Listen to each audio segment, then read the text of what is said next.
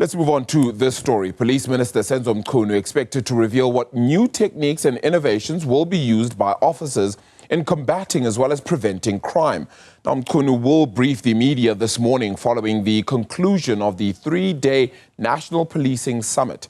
Juniour Khumalo is in Pretoria ahead of that briefing and joins us now live. Juniour, let's talk about how that, plus, of course, what has happened in the recent times, whether it be the Timothy Omotoso alleged rape trial, but of course, even before that, the Justice for Kwekwe case, which continues to roll on. Many question marks will certainly be put forward as well then for the police minister.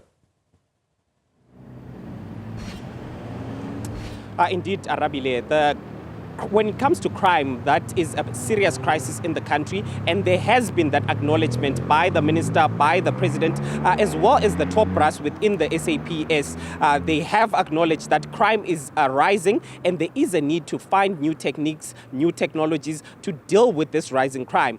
So that's why the SAPS held this inaugural police summit that kicked off on Tuesday. It ended yesterday, and the majority of the conversations around this police summit were on the capacity of the police. The capacity has been a challenge given the financial challenges that are faced by the Department of Police. There's not enough police.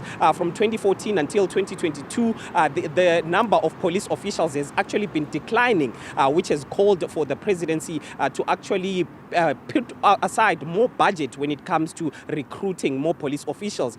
But there was also that concern that there is not enough technology that is being used by the SAPS when it comes to preventing and combating crime.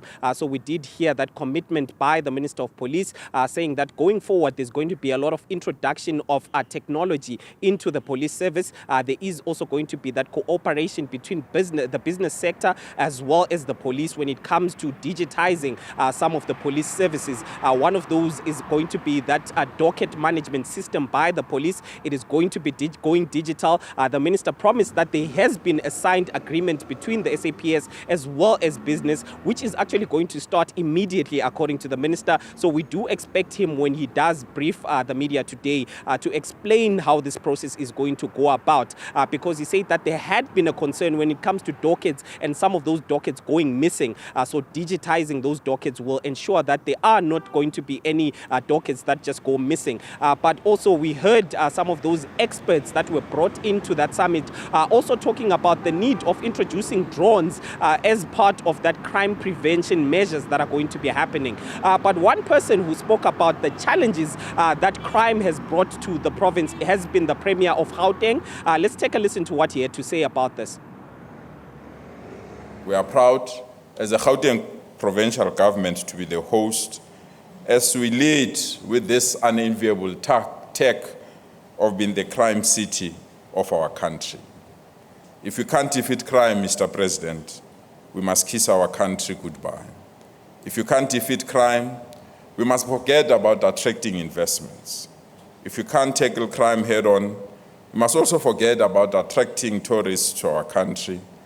And young families are now contemplating even leaving our country because they are refusing to raise their children in this violent province. So unfortunately, we have to tackle this issue. And we are proud as the Gauteng provincial government that we have taken a decision that crime remains the #1 priority that needs to be tackled. The Gauteng Premier there not mincing his words, saying that if we cannot defeat crime, then we have to kiss our country goodbye, Arabile. So such strong words from the Premier, but we do expect the minister just to brief the media on some of these techniques that they've adopted from this 3-day summit, Arabile.